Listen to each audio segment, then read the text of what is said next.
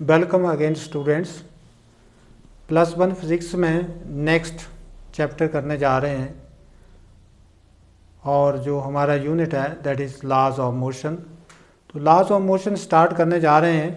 तो laws of motion में सबसे पहले हम पढ़ेंगे फोर्स क्या है, और इसमें हमने न्यूटन्स लॉ ऑफ मोशंस भी पढ़ने हैं। न्यूटन्स लॉ ऑफ मोशंस क्या है, ये अगर हम 9th क्लास की बात करें तो 9th क्लास में हमने लॉज ऑफ मोशन पढ़े हुए हैं, जिसमें हमने first Newton's first law of motion पढ़ा है।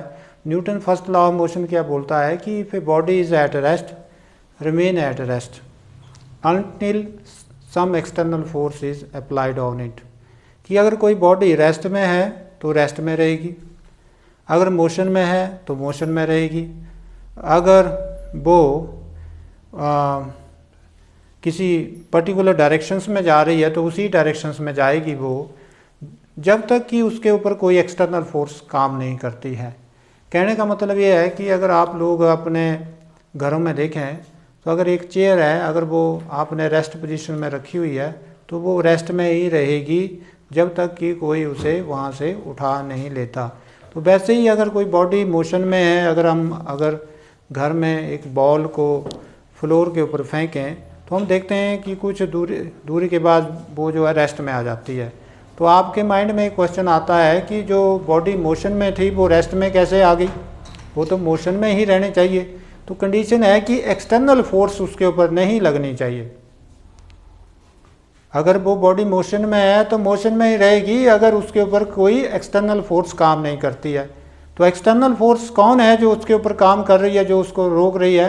That is the air friction, that is the surface friction, that is the weight of the body and gravity।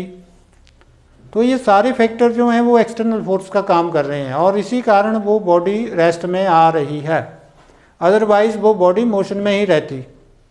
वैसे ही अगर कोई बॉडी रेस्ट में है तो रेस्ट में ही रहेगी। अंडरस्टैंड? तो इस ढंग से हम ये कह सकते हैं कि Newton's first law of motion यही बोलता है कि if a body is at rest remain at rest. Body अगर रेस्ट में है तो रेस्ट में रहेगी, अगर वो मोशन में है तो वो मोशन में रहेगी जब तक कि उसके ऊपर कोई एक्सटर्नल फोर्स काम नहीं करती। तो हम ये कहेंगे कि जो लॉज ऑफ मोशंस हैं उसमें सेकंड लॉ ऑफ मोशन क्या है? Second law of motion force और मास और एक्सेलरेशंस के बीच में रिलेशन बताता है कि force is equal to mass into acceleration. Means अगर हम मोमेंटम का कंसेप्ट हमने पढ़ा हुआ है 9th क्लास में, आपने जब भी ये चैप्टर शुरू करना है तो आपने 9th क्लास की फिज़िक्स पढ़नी है, उसमें लॉज ऑफ मोशंस हैं या मोशंस NCERT जो आपकी NCERT की किताब है उसमें आपने ज़रूर देखना है कि हमारे कुछ टॉपिक 9th क्लास से लिए गए हैं। जैसे काइनेमेटिक इक्वेशंस हैं हमने पढ़ी हैं, सारी 9th क्लास से ली गई हैं। लॉज ऑफ मोशन है ये भी 9th क्लास से हैं। तो इसमें हमारा 9th क्लास में जो टॉपिक आता है सेकंड लॉ ऑफ मोशन में, उससे पहले एक टॉपिक और है मोमेंटम। मोमेंटम क्या है? मोमेंटम है quantity of motion contain in a body, कि बॉडी में कितनी मोशन की मात्रा है वो उसका मोमेंटम है। और मोमेंटम का फार्मूला होता है मास इनटू वेलोसिटी, और ये भी वेक्टर क्वांटिटी है।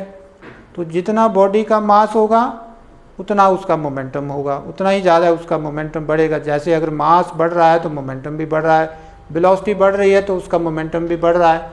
तो मोमेंटम का कंसेप्ट लिया हुआ है हमने, तो इसी से ही Newton second law of motion आया है कि किसी बॉडी के ऊपर फोर्स कितनी लगती है जो उसके मोमेंटम में चेंज होता है। अब मोमेंटम में क्या चेंज हो रहा है? अगर उसकी वेलोसिटी में चेंज हो रहा है, अगर उसकी वेलोसिटी में चेंज हो रहा है, मास में चेंज हो रहा है, तो मास में अब चेंज तो हो नहीं सकता क्योंकि बॉडी की मास जो कांस्टेंट है। अब चेंज किस में हो रहा है? वेलोसिटी में। तो वेलोसिटी में अगर चेंज हो रहा है तो चेंज इन वेलोसिटी क्या होता है, एक्सेलरेशन। तो मास इनटू एक्सेलरेशन क्या हो गया, फोर्स। तो Newton second law of motion क्या बोलता है कि this law states that external force acting on a body is directly proportional to the time rate of change of momentum of that body. Understand. तो इस ढंग से वहाँ से भी हम फोर्स का कंसेप्ट निकालते हैं जो 9th क्लास में हमने देखा हुआ है। अब हम थर्ड लॉ के ऊपर चले जाते हैं जो हमने 9th क्लास में पढ़ा है, that is action and reaction are equal and opposite directions. कि कोई भी एक्शन है उसका क्या है, रिएक्शन है। जैसे हम स्विमिंग बोट देखते हैं तो उसमें हम बैठते हैं तो हम क्या करते हैं कि हम जो चप्पू होता है उसको उससे पानी को पीछे को धकेलते हैं। उसका रिएक्शन ये होता है कि जो बोट है वो आगे को जाती है। जैसे स्विमिंग जो स्विमर होते हैं वो पानी को पीछे की ओर धकेलते हैं और उसका रिजल्ट क्या होता है, वो आगे को जाते हैं। हम अगर चलते हैं तो हम अर्थ को पीछे की ओर धकेलने की कोशिश कर रहे हैं। अर्थ तो पीछे को जा नहीं रही है, सरफेस तो पीछे को जा नहीं रहा है। इसका रिजल्ट क्या हो रहा है कि हम आगे को जा रहे हैं। अगर सरफेस भी पीछे को जाए तो हम चल ही नहीं पाएंगे क्योंकि हम वहीं रह जाएंगे। अगर आप देखें कि अगर ऑयली सरफेस है, अब बोलते हैं कि हम कैसे चलते हैं, हम बोलेंगे जी हमें लेग्स से चलते हैं। ऐसा नहीं है, आप टांगों से नहीं चलते हैं, आप फ्रिक्शन के कारण चलते हैं। टांगें आपके पास हैं ये अलग बात है, परंतु टांगों से आप नहीं चलते हैं। You will walk due to the friction. अब देखो कैसे, अगर आप के घर में सरफेस है, ऑयली सरफेस है और उसके ऊपर इतना ऑयल डाला हुआ है कि आप समझ लो कि उसके ऊपर एक सेंटीमीटर का ऑयल आपने डाला हुआ है और आपको बोला जाता है कि चलो, तो जैसे ही आप उठेंगे वैसे गिर जाएंगे, जैसे उठेंगे वैसे गिर जाएंगे। कारण क्या है, कारण ये है कि फ्रिक्शन ही नहीं है। तो फ्रिक्शन आपको चलाता है, ना कि आप की लेग्स आपको चलाती हैं। तो friction is an important things to help a man to walk, otherwise you can't walk, आप नहीं चल सकते। तो ये साइंटिफिक रीजंस हैं। अगर आप देखें कहीं कीचड़ पड़ा हुआ है तो आप नहीं वहाँ चल पाएंगे। क्यों है, क्योंकि वहाँ फ्रिक्शन कम है। तो जो भी ऑयली सरफेस होगा, स्लिपरी सरफेस होगा, उसके ऊपर चलना मुश्किल हो जाता है। इसलिए वहाँ पर हमें फ्रिक्शन के लिए या तो कोई मटीरियल डालना पड़ता है, कई बार सैंड फेंकना पड़ता है ताकि वो जो वहाँ हम आसानी से चल सकें। तो ये सारी चीज़ें हमने 9th में पढ़ी हुई हैं और यही जो है हम 11th में पढ़ने जा रहे हैं। अब सबसे पहले जो हमारा है जो टॉपिक है, that is we are going to explain laws of motions. हमारा यूनिट है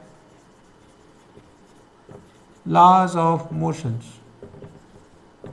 लॉज ऑफ मोशंस में जो चैप्टर है, यूनिट 3 है, ये जो चैप्टर है that is force. Chapter unit 3 chapter number 1 और चैप्टर का नाम है फोर्स। फोर्स क्या है। अब जितना भी ये चैप्टर 1 है that is related to force. तो अगर फोर्स की बात करें तो इसको तो हम 6th क्लास से पढ़ते आ रहे हैं कि फोर्स क्या है, तो ज़्यादा इसकी डिटेल के ऊपर नहीं जाएंगे। A force is a push और पुल which change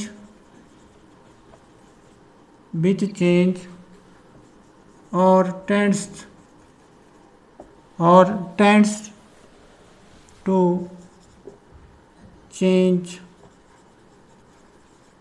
the state of body। जो क्या है, जो फोर्स इज ए पुश और पुल विच चेंज और टेंड्स टू, विच चेंजेस कर सकते हैं या विच चेंज प्रेजेंट इंडेफिनिट में आ रहा है, विच चेंजेस और tends to change the state of body. State में क्या आ गया, स्टेट में बॉडी रेस्ट में भी हो सकती है, मोशन में भी हो सकती है, यूनिफॉर्म मोशन में भी हो सकती है। तो उस केस में फोर्स वो उसकी पोजीशन को चेंज करने की कोशिश करेगी, या तो चेंज कर देगी या कोशिश करेगी। अब देखो कैसे, जैसे एक ट्रक है, ट्रक को आप धक्का लगा रहे हैं, ट्रक नहीं चल रहा है, धक्का तो लगा रहे हैं, फोर्स तो लगा रहे हैं, परंतु आप उसकी पोजीशन को चेंज नहीं कर पा रहे हैं। परंतु उसकी जगह जो है फिर आप 10-12 आदमी और इकट्ठे होते हैं, फिर धक्का लगाते हैं उसको, तो फिर आपने उसकी पोजीशन चेंज कर दी है, वो चल पड़ा, उसमें एक्सेलरेशन आ गई। तो फोर्स से पोजीशन चेंज हो भी सकती है, नहीं भी हो सकती है। अब दीवार है, दीवार को धक्का दे रहे हैं, दीवार नहीं गिर रही है पर फोर्स तो लग रही है, फोर्स तो लग रही है। अब फोर्स से ज़रूरी नहीं है कि आपको एक्सेलरेशन मिले, फोर्स से ज़रूरी नहीं है कि हमारे पास फोर्स होता है मास इनटू एक्सेलरेशन, तो ज़रूरी नहीं है कि फोर्स अगर आप किसी बॉडी के ऊपर लगा रहे हैं तो उसमें एक्सेलरेशन पैदा हो। क्यों? क्योंकि अगर आप देख रहे हैं कि ट्रक है, ट्रक को आप धक्का दे रहे हैं, वो रेस्ट में है, चेंज नहीं हो रही है उसकी पोजीशन चेंज नहीं हो रही है, तो वेलोसिटी चेंज नहीं हो रही है, वेलोसिटी चेंज नहीं हो रही है तो एक्सेलरेशन 0 है। अंडरस्टैंड? तो फोर्स के कारण ज़रूरी नहीं है कि जहां आप फोर्स लगा रहे हैं वहाँ मास इनटू एक्सेलरेशन का फार्मूला ही लगे, क्योंकि एक्सेलरेशन 0 भी हो सकती है।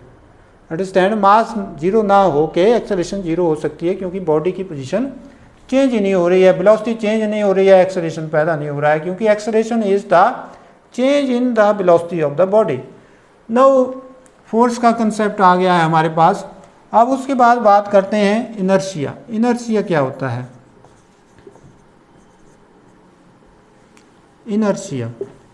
Inertia that is the inherent property of the body. Inertia जो है वो बॉडी की इनहेरेंट प्रॉपर्टी है। अंडरस्टैंड?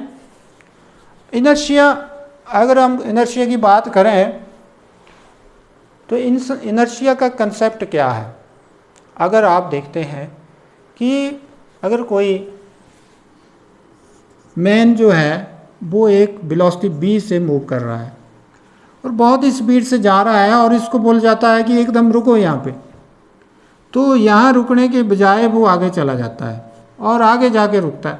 जैसे आपने रनर देखे हुए थे कि उनको एक पर्टिकुलर पॉइंट के ऊपर पहुँचना होता है, वहाँ जो पहले पहुँच जाता है वो जो है वो गोल्ड मेडल या मेडल का हकदार हो जाता है। तो क्या है कि वो ट्रैक के ऊपर जब दौड़ते हैं तो जो जिस पॉइंट के ऊपर पहुंचना होता है वहाँ पर वो ना रुकते हुए आगे चले जाते हैं सभी। अगर वो रुकने की कोशिश भी करें तो भी नहीं रुक पाते। अब क्यों नहीं रुक पाते हैं? क्योंकि उनके अंदर जो मास की वेलोसिटी है, वो जो उनके अंदर मास है, जो बॉडी का मास है, वो उनको रुकने के लिए मजबूर इतना है कि वो वेलोसिटी ज़्यादा होने के कारण वो मास नहीं रुक पा रहा है। और वही जो है जो उसकी इनएबिलिटी आ गई उस बॉडी की, कि जिसके कारण उसने अपनी स्टेट को चेंज नहीं किया, वो मोशन में ही रहता रहा, उसे कहेंगे इनर्शिया। अब उसको बोला गया तू रेस्ट में आ, परंतु रेस्ट में ना आते हुए वो क्या है चलता ही रहा, तो वो उसकी क्या हुई? इनएबिलिटी हुई।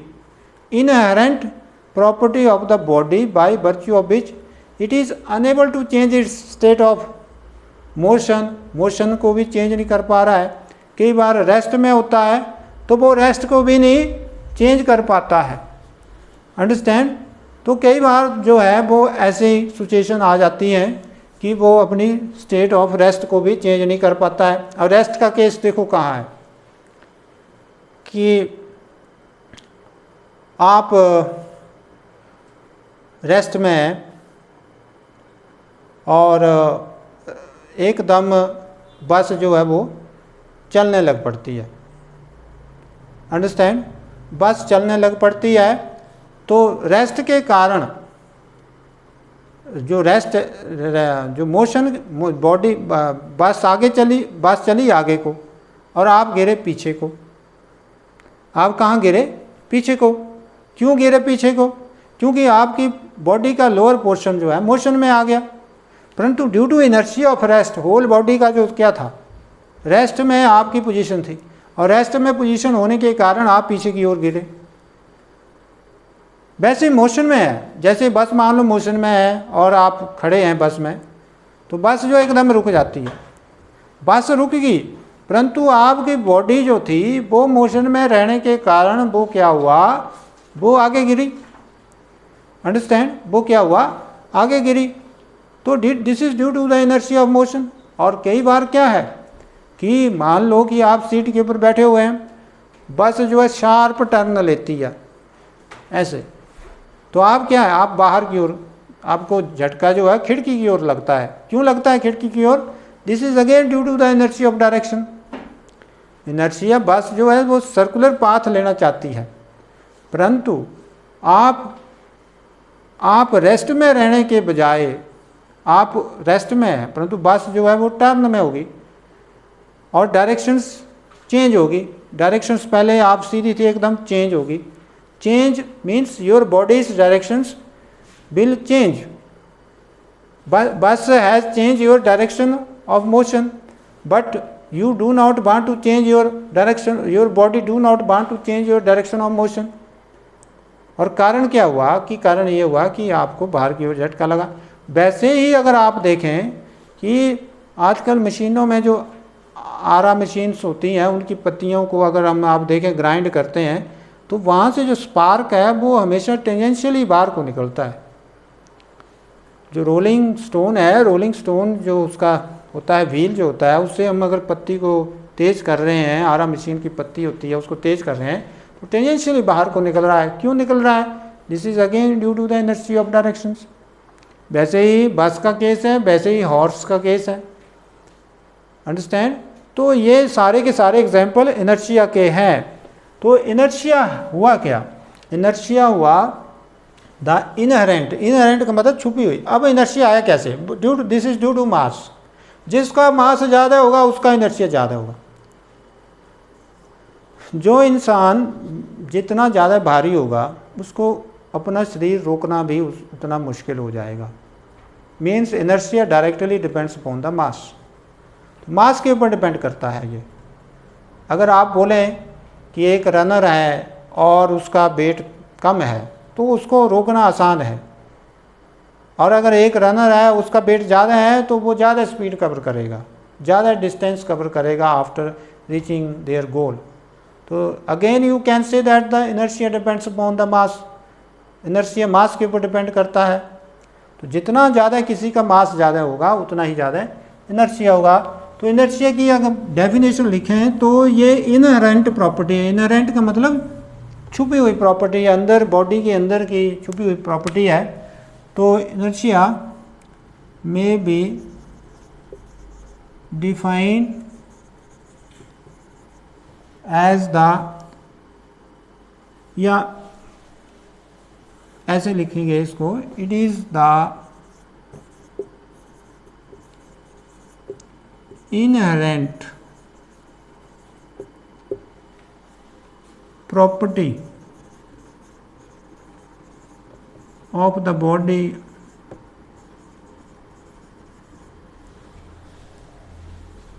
by virtue, virtue का मतलब कारण, by virtue of which it is unable to change its state of rest or uniform motion और डायरेक्शन। अब ये कंसेप्ट दिया किसने था? ये गैलीलियो गैलीली ने दिया था। गैलीलियो गैलीली साइंटिस्ट था, इसने ये कंसेप्ट दिया था इनर्शिया का, और इसी से आगे न्यूटन ने लॉ निकाले थे, Newton first law, second law. अब टाइप्स ऑफ इनर्शिया की बात करते हैं। टाइप्स ऑफ इनर्शिया, इनर्शिया के कितने टाइप्स हैं? इनर्शिया के 3 टाइप हैं। जैसे देखो कैसे, देखो रेस्ट, मोशन, डायरेक्शन, 3 चीज़ों की बात की है मैंने। तो 3 ही इसकी टाइप्स हुई। First is inertia of rest. First क्या है? इट हैज़ 3 टाइप्स, ऐसे लिखना आपने, इट हैज़ 3 टाइप्स। इसकी कितनी टाइप्स हैं? 3 टाइप्स हैं। तो 3 टाइप्स हैं। अब हम इन्हीं टाइप्स को एक्सप्लेन करेंगे और इन्हीं से ही हम कुछ एग्जाम्पल डिस्कस करेंगे कि हमारे जो डेली लाइफ है उसमें कैसे हम लोग ऐसे एग्जाम्पल्स को एक्सप्लेन करते हैं on the basis of law of inertia. First is, there are 3 types, you have already write it. Now first is inertia of rest, या inertia due to rest बोल सकते हैं। inertia, this is inertia due to rest। अब इसको define करेंगे, it is the inherent property of the body by virtue of which it is unable to change its state of rest is called inertia due to rest, या inertia of rest, या inertia due to rest, या inertia of rest बोल दो। This is called inertia of rest. Second is inertia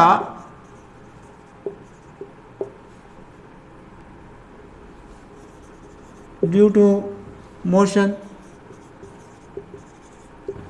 तो inertia due to motion भी आपने वैसे ही करना है जैसे हमने inertia ड्यू टू रेस्ट किया या इनर्शिया ऑफ रेस्ट किया। आप भी बोल सकते हैं इसको इनर्शिया ऑफ रेस्ट है या इनर्शिया ड्यू टू रेस्ट या इनर्शिया ऑफ मोशंस। अलग अलग बुक्स में अलग अलग कंसेप्ट हैं। तो अगर आपको अच्छा लगता है कि इनर्शिया ऑफ रेस्ट लिखना है तो या इनर्शिया ऑफ रेस्ट लिख लो या इनर्शिया ऑफ मोशन लिख लो। तो this is again it is the inherent property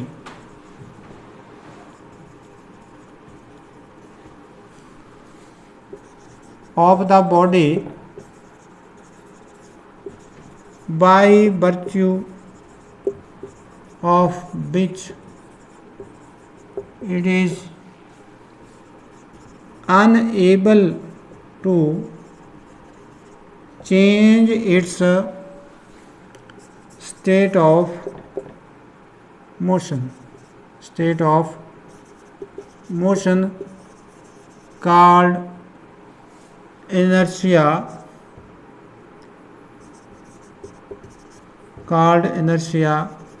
due to motion। आप देखो तीसरा है inertia due to direction। it is the inherent property of the body by virtue of which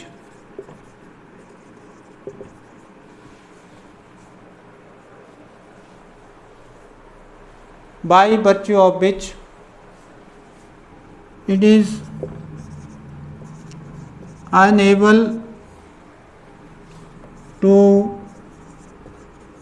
change its state of direction is called inertia due to direction। इस ढंग से this is inertia due to directions। अब इसके हम लोग कुछ examples करने जा रहे हैं जो हमारे एग्ज़ाम में आते हैं।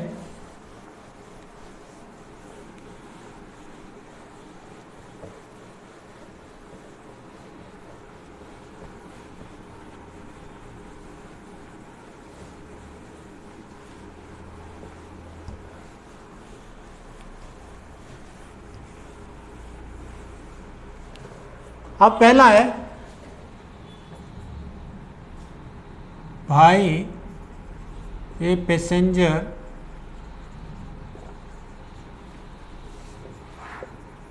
falls in forward direction when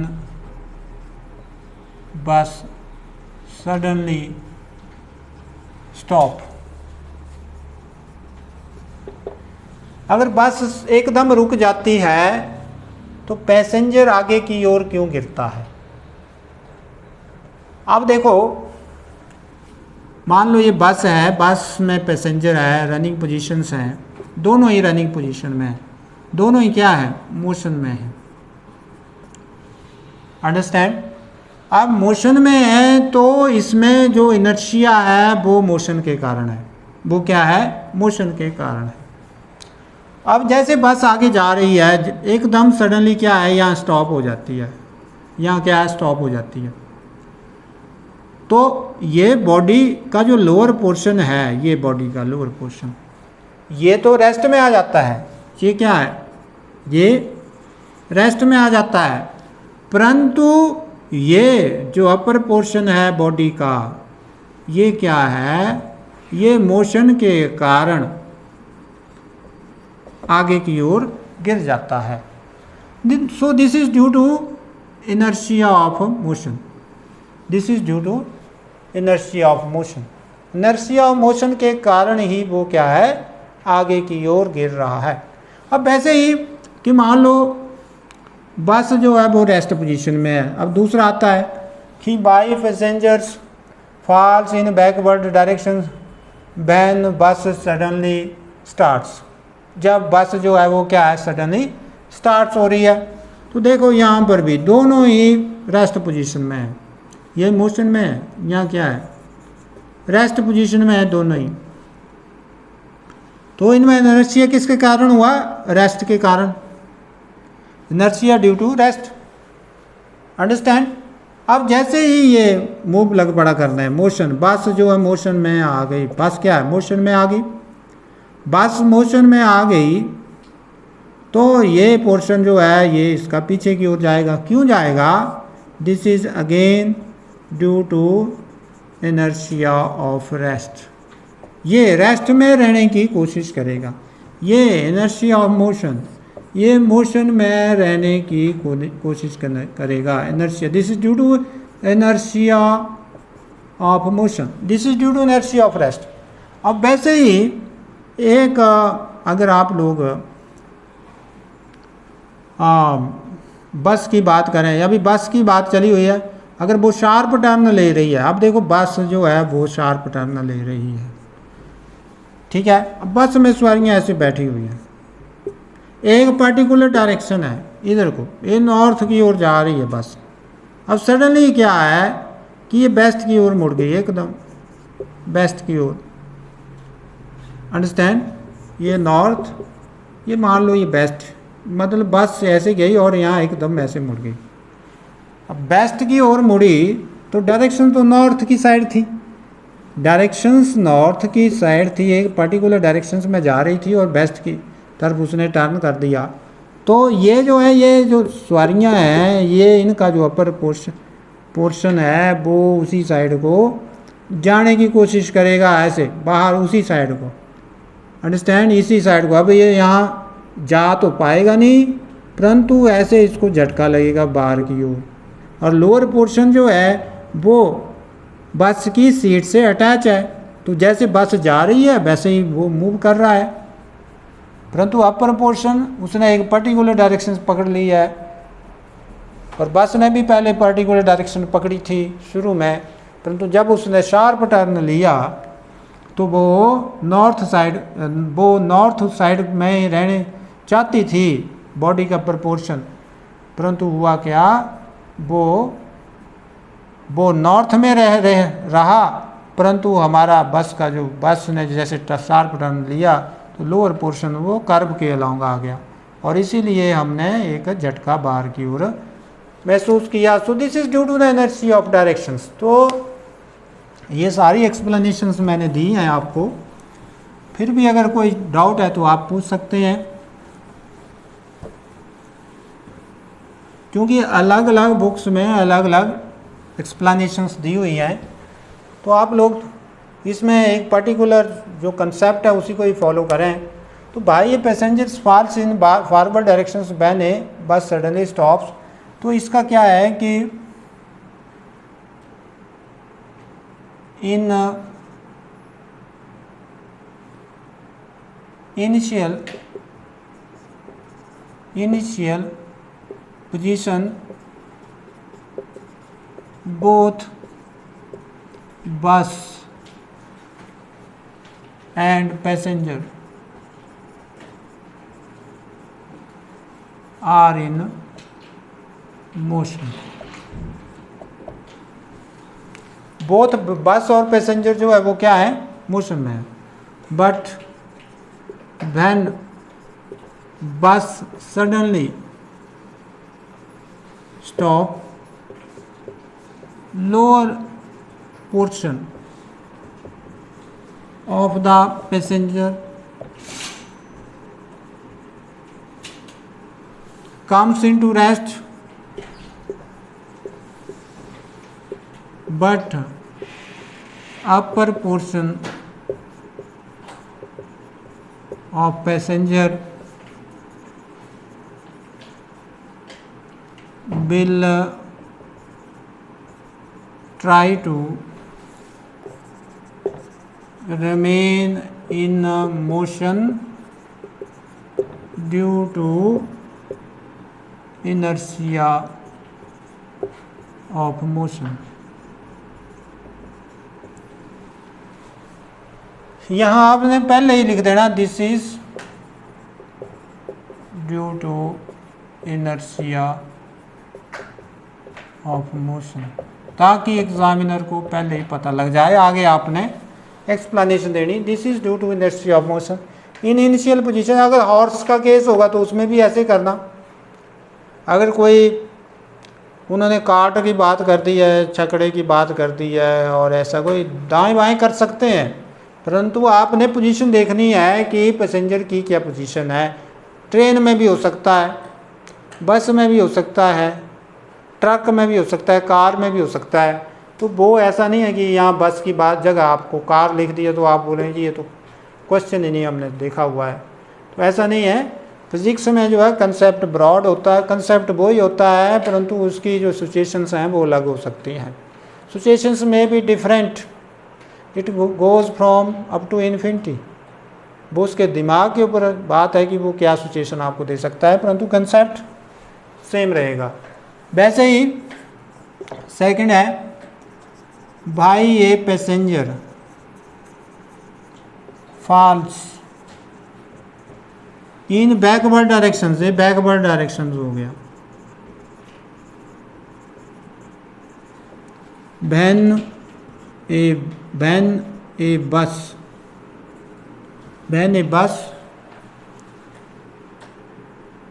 suddenly starts, जब बस एकदम चलने शुरू करते हैं तो again this is due to, आपने देखना है कि उसकी पहली पोजीशन क्या है, दोनों की पहली पोजीशन क्या है, वो इनर्शिया है। This is inertia due to rest, rest में वो दोनों है। This is inertia, this is due to the inertia of rest. Rest के कारण हुआ। अब क्या हुआ रेस्ट के कारण, इसमें वैसे ही in initial position both bus and passenger are in rest state, rest state में है। एज द बस स्टार्ट्स, जैसे बस स्टार्ट्स होती है, starts to move, then lower portion of the body of passenger, body of a passenger comes into motion,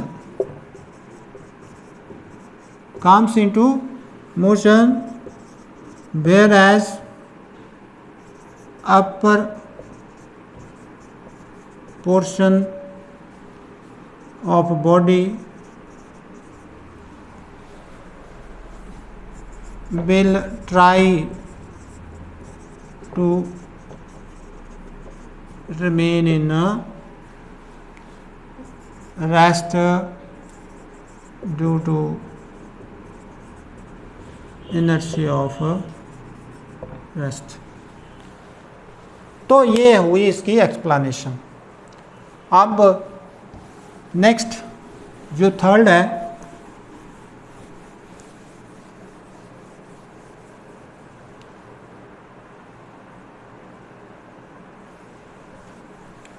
third है कि by the passengers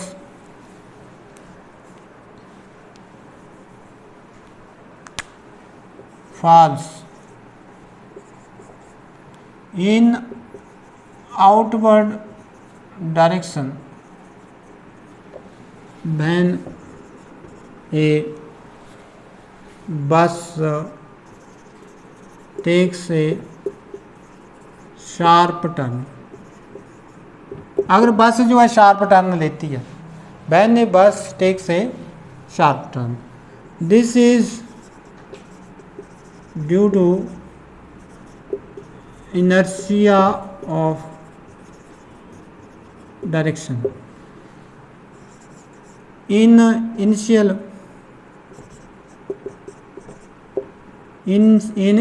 position both bus and passengers are moving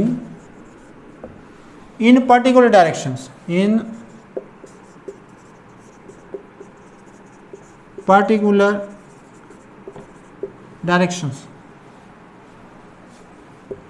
but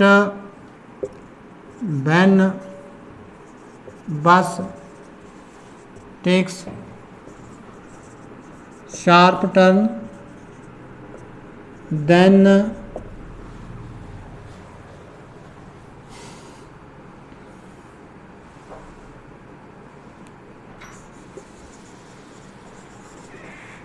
passengers, then upper part of body, then upper part of body of passenger will try to remain in initial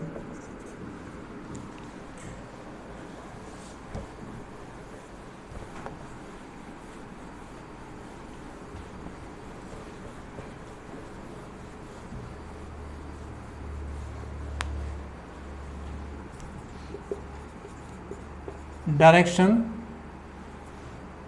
upper part of body of passenger will try to remain in initial direction and lower part of body will move along